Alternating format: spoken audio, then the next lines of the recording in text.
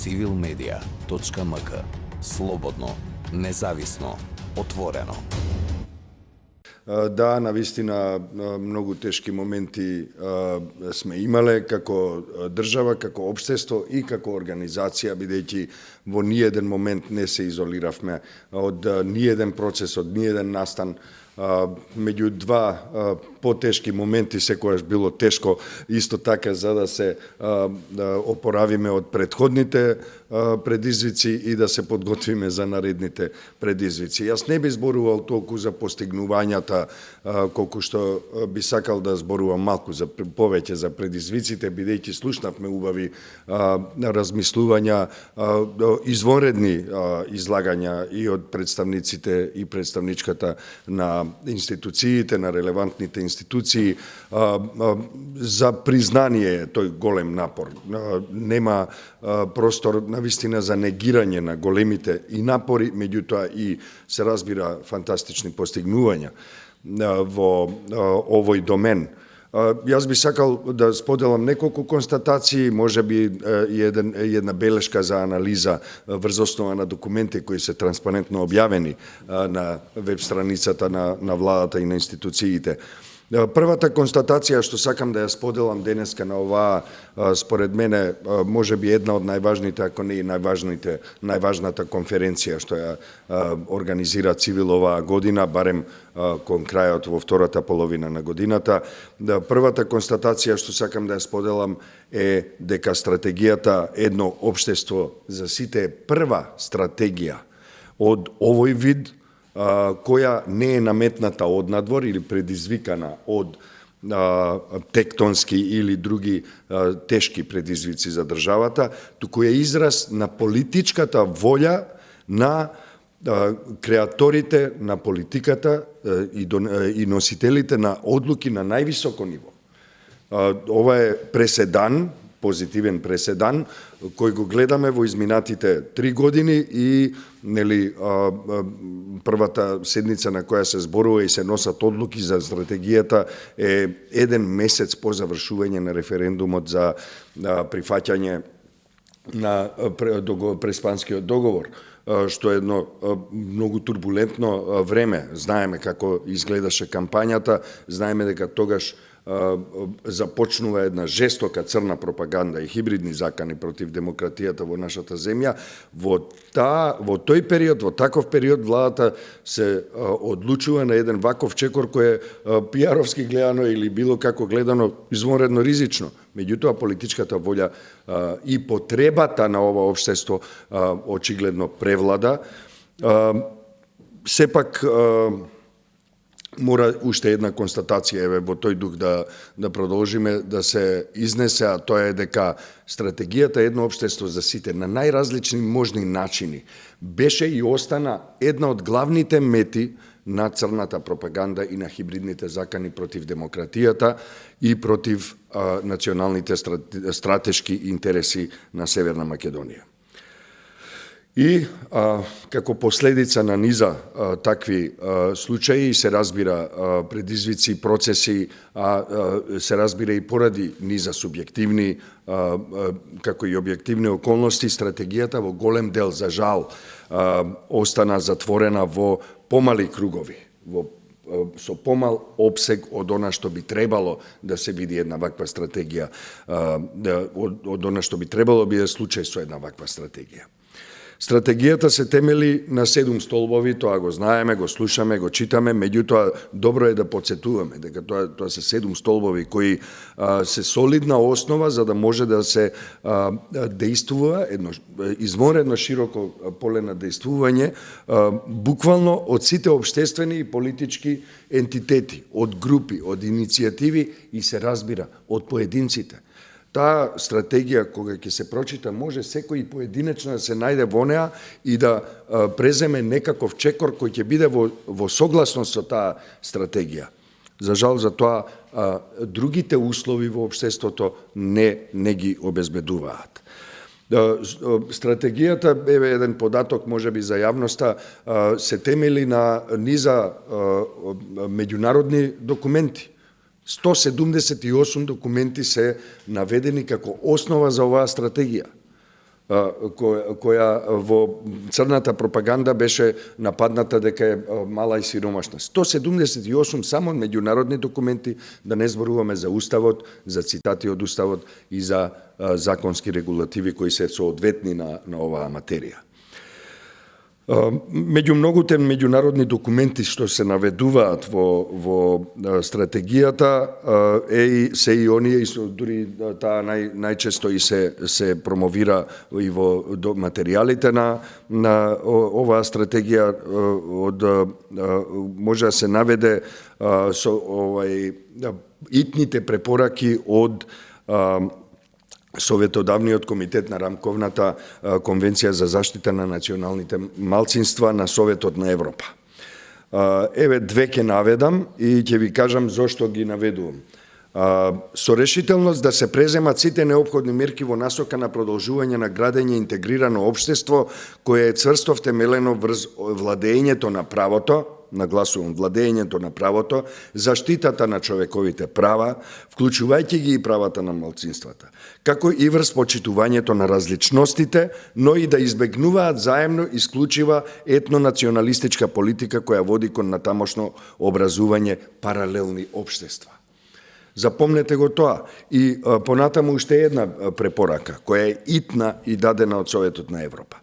Да се спроведуваат мерки за враќање на довербата во јавните институции и активно да се воздржуваат од говор на омраза врз политичка и етничка основа, да овозможат сите случаи на изречен говор на омраза и злосторства од омраза веднаш да бидат осудени, делотворно истражени и казнети.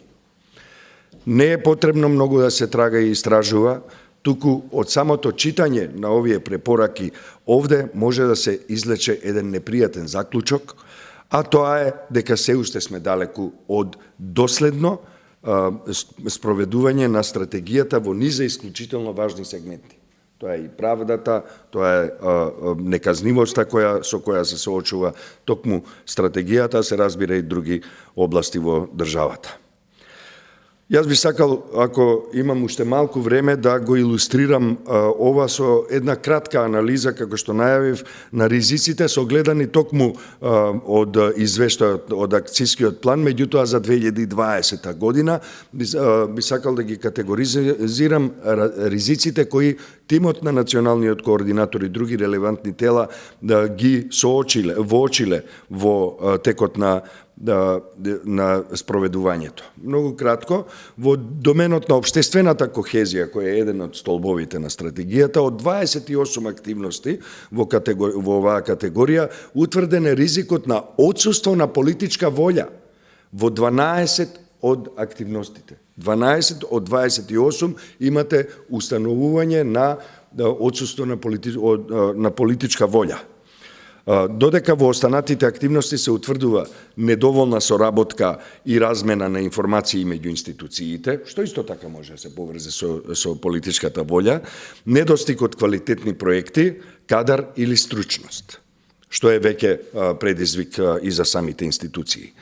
Само во еден случај, во активноста формулирана како надградба на балансерот како алатка за правична и соодветна застапеност, како ризик се утврдило дека нема доволно финансиски средства. Значи, на ниедно друго место финансиите не биле проблем, освен овде. Што исто така може да се доведе во врска со политичката волја или со некој друг тип на активности внатре во системот, кои не се прифатливи, се разбира. Во образованието, во категоријата образование, во најголем број активности се бележат ризиците како што се формулирани во самиот акцијски план, односно извештајот, отпор, односно незаинтересираност од наставниците и спори процедури, како и отпор или незаинтересираност од родителите. Изненадувачки е што во колоната на индикаторите за ниво на спроведени мерки се бележи одобрување на наставни програми, учебници, лектири и слично, а реалноста на терен е сосема спротивна од ова што се тврди во извештаите од училиштата кон релевантните институции. Тука треба да се поработи малку повеќе, веројатно тоа е и дел од она што би го зборувале после во вториот дел од конференцијата. Изненадува исто така и наодот дека во извештајот од спроведувањето на ексискиот план за спроведување на стратегијата во образованието често се среќава и терминот донатори или европски фондови, како извори на финансирање за спроведување на активностите во образованието. Министерството за финансии мора да биде првиот и главниот донатор, односно платиша, што би рекле, во овој дел. Не би требало ние како држава и како општество да чекаме пари од донатори и од европски фондови, бидејќи нашата стратегија треба да си ја платиме самите, а не да чекаме парите да дојдат од даночните обврзници на Европа или на светот. Во другите категории се забележуваат следните ризици. Тоа се незаинтересираност, слаб одзив, отпор, недостаток на експерти, ниска видливост, немање волја, отсуство на соработка. Во еден случај и можност МТВ да не отстапи медиумски простор еднаш во неделата за емитување на образовна емисија за млади на теми релевантни на стратегијата. Тоа се доминантни ризици, плюс ова со МРТВ индикативно, со кои се соочува стратегијата во 2020 година. Знам дека 2021 година има напредок, меѓутоа самите ризици, формулацијата нивна е битна да забележиме што всушност ни се предизвиците за да можеме да продолжиме понатаму. Би сакал само кратко за медиумите. Ризиците што се утврдени во активностите поврзани со медиумите, вклучително и МРТВ, во речиси половина од активностите што се во таа категорија, се следни: недостиг на собствени средства, недостиг на волја од страна на раководството на МРТВ, недостиг на интерес од страна на меѓународни донатори и домашни граѓански организации, недостиг од интерес на новинарите и медиумските работници од националниот јавен сервис да учествуваат во процесот. Тоа се се многу сериозни проблеми. Значи, вие имате еден сериозен проблем кој всушност доаѓа од оздола. Би сакал само во поглед на тоа што МРТВ се жали дека нема пари да ја спроведува ова стратегија, само да кажам дека јавниот сервис МРТВ во 2020 година, на која се однесуваат и овие забелешки, располага со буџет од околу 14,5 милиони евра. Износот на средства обезбеден со продажба на рекламен простор и трговија со авторски права не е доволно јасен, бидејќи на веб страницата на МРТВ нема такви податоци. Како илустрација за тоа дека МРТВ работи комерцијално може да се види и од анализата на медиумскиот пазар од АВМУ, што го направи во 2019 година, каде што може да се ископа некако податокот дека МРТВ во 2019 година реализирала 12,99 милиони денари од реклами само. За стратегијата едно општество за сите, МРТВ нема пари. И тука некаде би сакал да го завршам мојот прв дел, извинете ако го пробив терминот, меѓутоа сметам дека овие забелешки, оваа анализа кратка, која се разбира дека може да оди многу подлабоко, е индикатор за тоа дека ние имаме многу посериозен проблем отколку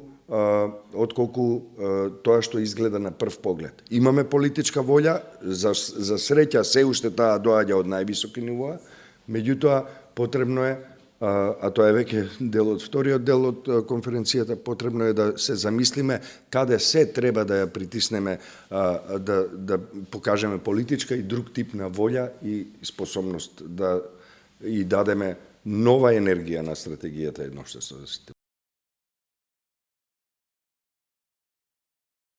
Да се послужам со оној познат историски графит од 1968 година во Париз: бидете реални, барајте го невозможното.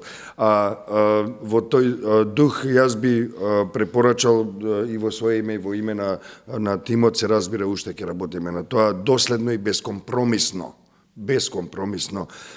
спроведување на стратегијата и сите препораки на релевантни институции и организации, како на меѓународно, така и на национално ниво. Одговорност морална, политичка, меѓутоа и законска, за неспроведување на стратегијата, бидејќи таа има високо државно, законско, политичко значење. Значи, напуштање на неказнивоста, со други зборови. Во вториот дел би повикале на сеопфатност, а не фрагментирање и поделба на сектори, што е во природа на самата стратегија, и во тој дух особено јас би предложил јакнење на позицијата и ингеренциите на националниот координатор, чија функција во овој систем е всушност да служи како врзивно ткиво на сите различни сектори и сегменти од стратегијата и институциите кои се занимаваат со неа. Буџет. Значи, јакнење на буџетот, бидејќи и дел од другите говорнички и говорници говореа за тоа дека ова бара пари, дека е скапа работа, меѓутоа, може би е скапа работа, меѓутоа е или висока инвестиција за уште поголема добивка. Ако смеам да се изразам со тој речник, односно тоа е неизбежна и неопходна инвестиција, а секако и плодотворна за разлика од деструктивната, тотално деструктивната природа на национализмот. Што значи дека не треба да чекаме донации, туку самите да инвестираме во едно општество за сите, а гледаме дека и има пари од претходниот пример што го дадов за буџетот на Македонската радиотелевизија. Четврто, професионално и транспарентно распределување на раководните и другите места во системот, за да можат и при нивното влегување во системот, тие секако дека треба да бидат посведочени дека се дел и од оваа стратегија. Инаку не би можеле да влезат во системот за тој да профункционира како што треба. Инсистирање на правична застапеност по сите основи, а не само по етничка, туку и по родова, но и секако да се избегнува припадноста, односно разновидноста по политичка, односно партиска основа. Се разбира, тука има многу стапици. Шесто, постојана јавна осуда на секој и најмал облик на национализам и никакво кокетирање со изразите од типот уцена, нужно зло во владата, нужно зло овде или онде, бидејќи за тоа лежи сепак чудовиштето на национализмот. Се разбира, под седмо, целата земја да биде офатена со секојдневна акција во која учествуваат сите подеднакво, бидејќи стратегијата е таква, отворена е, дава можности, и што се однесува до комисиите. Јас би препорачал комисии да се формираат секаде, во секоја општина, бидејќи во секоја општина има различности. Од најразличен вид, не мора да бидат само општините каде што живеат македонци и албанци. Внимавајте на тој дел. И за крај би сакал да соопштам, а секако би сакал да биде дел од нашите препораки, односно планови за идната година, сметам дека дел од нив и се веќе и елаборирани, а тоа е дека Цивил ќе продолжи со доследно и бескомпромисно спроведување на својата стратешка и програмска заложба за негување и јакнење на мултикултурализмот, почитувањето на човековите права и слободи и градење инклузивно, слободно и демократско општество на слободни, еднакви и достоинствени граѓанки и граѓани, што впрочем е и сосема компатибилно на стратегијата Едно општество за сите за која говориме денеска. civilmedia.mk. Слободно, независно, отворено.